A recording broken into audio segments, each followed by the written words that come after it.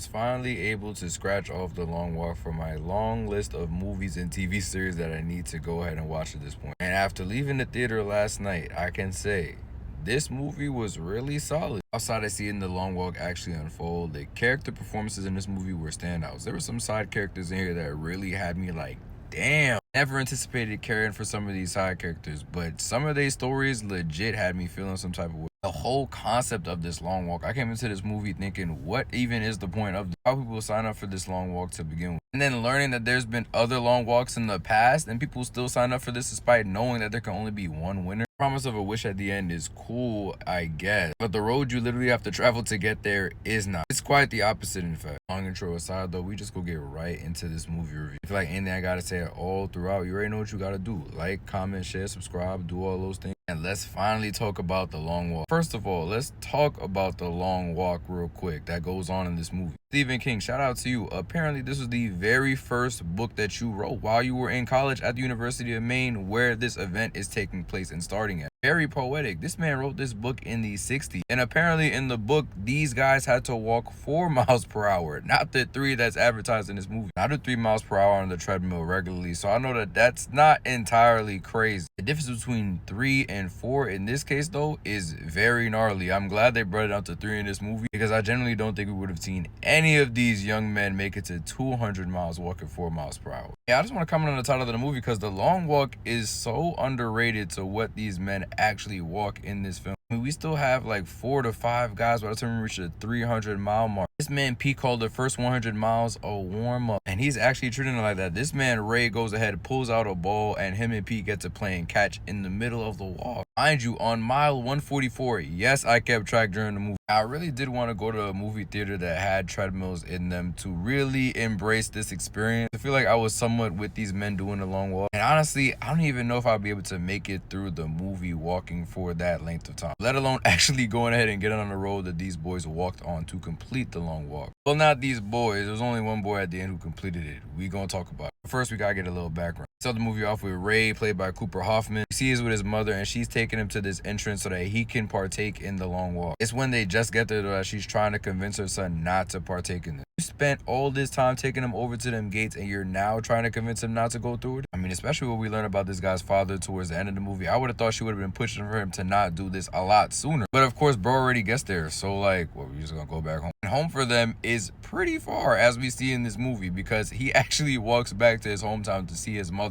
on the long walk around mile like 250. So they came a long way to get here. But anyway, he and Pete, who's played by David Johnson, enter the gate around the same time, and they sit for the last time of their lives. They're surrounded by the people who are going to embark on this long walk with them. The movie does a great job establishing some relationships between these young men before actually embarking on the long walk. Before you know it, the major lines all the boys up, and the long walk has begun. And obviously, like I said, this walk gets insane. I mean, they're walking for 300 plus miles. How could it not? You get people falling out over Charlie horses, convulsing, developing brain hemorrhages. Shit got so bad for some of them, they tried to grab the guns from the armed military men themselves to take them out for subjecting them to such torture. And honestly, as they say later on in this movie, fuck the long walk. More and more faces we saw throughout this movie, I kept asking, who are we even doing this long walk for? Probably like one person outside of at the very end of the movie that cheers for them throughout this long walk. And the person cheering is only cheering for Ray. That's main character tag. They don't care about everyone else doing this walk, and neither does the major or the people putting on this event. The reason for the long walk is there was apparently a war some years back, and I guess the military want these boys to walk this long walk in order to inspire Americans to hopefully decide to enlist in case war times return, to get off their lazy asses and get moving. Now, some would argue that this might not be the best way to do that. Message is crystal clear, but to sacrifice the lives of 49 men in order to get it across, mind you, it's not even getting across to any of these Americans. We see throughout the movie, the Americans are just watching these boys walk this long walk, not giving a damn, just having no soul in their eyes, just like,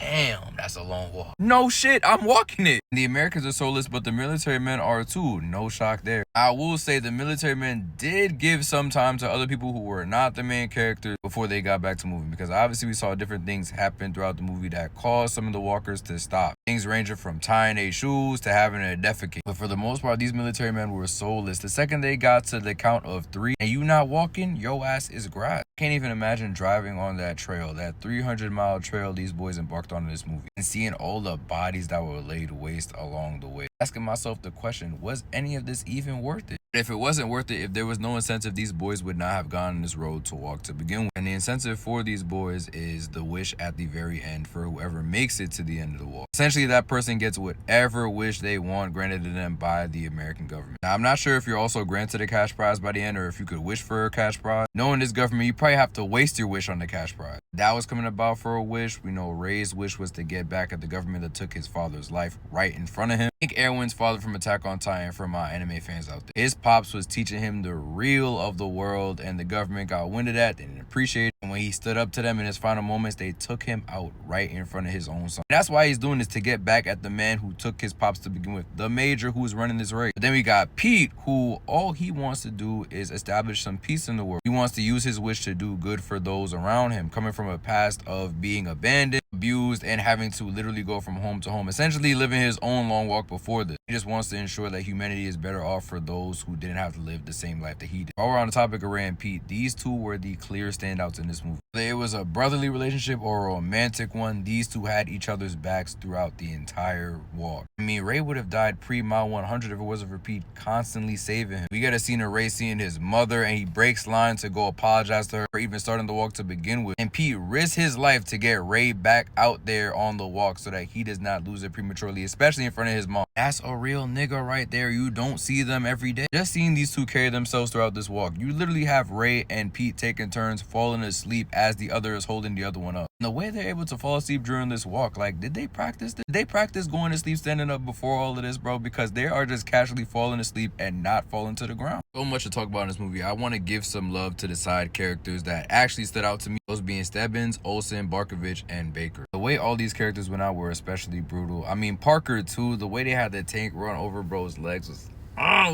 it was just crazy. Olsen tried to grab the gun from the man, it didn't work, and this is the plot armor kicking in again, because Baker is able to go over to Olsen to hold him up, stop walking entirely, and somehow he didn't die right there. That's the things we learn about these characters too. Like, we learned Olsen had a wife waiting for him back home. We learned Barkovich wasn't the most liked in his upbringing, and that's why he found it so hard to get along with some of the boys walking this walk. Even though I give bro no sympathy, because I am Jack and he got bro killed earlier on in the movie. I'm not saying bro had to run at him for his comments, but you didn't make it any easier for bro antagonizing him the way that you did. Clearly you was getting a reaction out of him, and you had time to change your behavior, and you still didn't. That led to bro's death. I'm Jack and you're the culprit. He's trying to jack he's not before the end of his life. I watched the same movie that you're currently partaking in. You can't get that off on me. Baker was just super thorough throughout. I loved his performance. It was so sad to see him go. Seeing Pete and Ray hold him up like that before his final moments, give the cross that his grandmother had given to him, and tell them to promise to get it back to her. It was very sad. And in the final three, I'm like, yo, what the hell is Stebbins still doing here? Come to find out he's the bastard child of the major on some Game of Thrones shit. Bro was doing this walk to prove a point to his pops who could care less. He goes out on his own terms. The military men shoot him after he stops walking. But I do want to talk about the major real quick. He's a character who I feel like fulfills his role as a government dog. Very plain, straight to the point, all for America. And when I first seen reviews of this movie after watching the movie, I felt like we needed more from him. After watching it, I feel like we got enough for real. We already know bro is an asshole. We don't need this deep backstory on who he was in his past life. No, he has plenty of unaccounted for children. He's the one who's orchestrating this walk to begin with. And he's the one who gets the final kill shot on the person who decides to stop walking before the winner is announced. He's an asshole, and that's all he needs to be, in my opinion. Anyway, getting into the end of this great movie. We got our final two, Pete and Ray. Nobody's surprised by that. By the way, I didn't mention bro who was recording his journey during this long walk. Literally walking on his bad ankle. On his bad ankle. I'm not talking about on like his foot. No, he was literally walking on his broken ankle. That shit was getting rotten, bro. Like, oh my God. I just hated seeing that. Anyway, back to Pete and Ray. They get to their final moments. It's raining hard as hell outside. And Pete is about to sacrifice himself for Ray, knowing that Ray has so much back at the crib waiting for him. Pete said earlier on in the movie, I have nothing to lose, I have everything to gain, and that's why I'm doing it. But understanding that Ray does have something to lose, he decides to stop, but Ray picks him up for one and tells him, let's just walk for a little bit longer, brother, before he ultimately stops, getting himself killed. Mind you, I don't even think we heard a countdown from the military man. At this point, they must have been ready to get this shit over with. Taking Ray out right in front of Pete, who at this point is bro's best friend. Like, he literally tells him he loves him before passing away. We get the major asking Pete what his final wishes, and instead of going ahead and following through what he said he wanted to earlier on in the movie, he decides to honor his friend Ray, taking out the major and continuing on with his long walk, it looks like. I thought it was very symbolic, especially now understanding where Ray came from before this walk started. I'm gonna give The Long Walk an 8 out of 10. It was a very good movie. It had some standout performances throughout. Dialogue was a little weird at points. The military was a little inconsistent in my opinion.